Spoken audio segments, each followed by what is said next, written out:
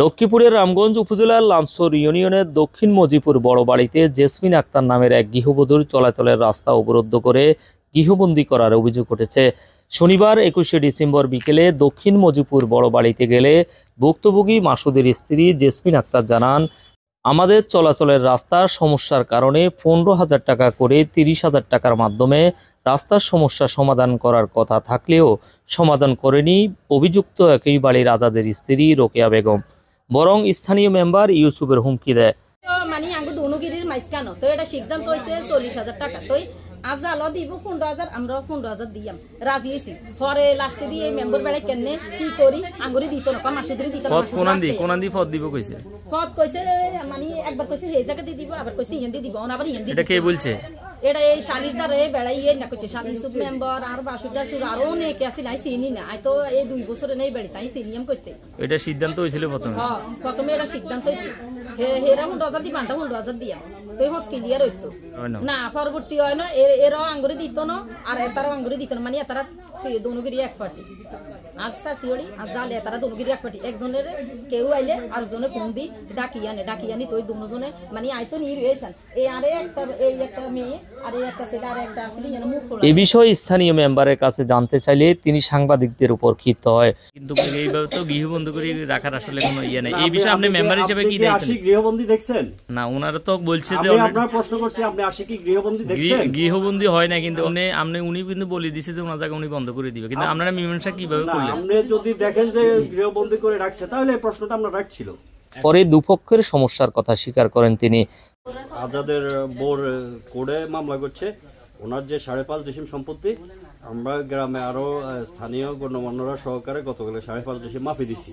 আপনারা পরিমাপটা ট্রাই করে দেখেন 5.5 ডিসিম বেশি দিছি কিনা। বরং এই গিরুডিতে বেশি দেওয়া হয়েছে, আধা ডিসিমের উপর বেশি আছে ওই যে ওদের চাচার গিরুডির অংশ। এই পথ নিতে হয় তাহলে গিরুডির তার গিরুডির জায়গায় কোন শান্তি দিব দেখে দেখ বের হওয়ার পথ আছে, যে সাবেক যে পথ আছে। এখন এই পথটা তো দাবি করতেছে ওই যে এই ঘরের লোকজন, এই ঘরের লোকজন এই ঘরের লোকজন কি বাধা দেয় নাকি?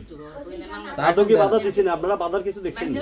উনি তো একটু আগে বক্তব্য বলছে যে উনি বন্ধ করে দিব। এই বিষয় নিয়ে উনি ব্যক্তিগতভাবে বন্ধ করবে না করবে আমরা তো কখনো দেখি না বাধা দিতে। কি এরা এই ধরনের কথা বলে নাই যে আমাদের এখান থেকে আসতে বাধা দেয়। চলমান সমস্যা সমাধানে ভুক্তভোগী রামগঞ্জ থানায় একটি অভিযোগ দায়ের করলেও দেখা দেয়নি বিবাদী রোকেয়া বেগম।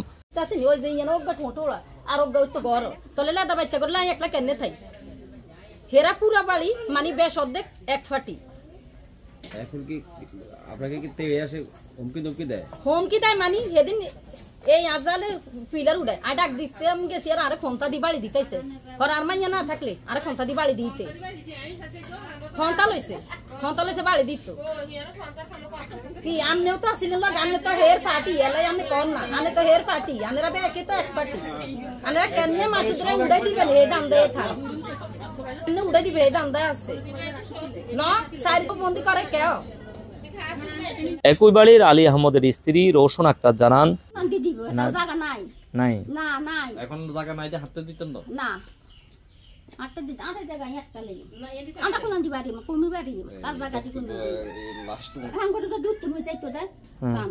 উত্তরমিতে হেদের জায়গা নাই, ওনাদের তো জায়গা নাই। এই বিষয়ে অভিযুক্ত আজাদের স্ত্রী রোকেয়া বেগম জানান, আমাদের জায়গায় আমরা দেওয়াল নির্মাণ করি, সেটা আমাদের বিষয় না। এদিকে কোনো কিছু নাই, রয়েছে বাইরের মুখ সিজা ঘর, সবাই সব ঘর ঘুরে বেশি গিরুটি বানাইছে, আমরা আঙ্গুর কানু কিনি, আমরা বাউন্ডারি কিনছি।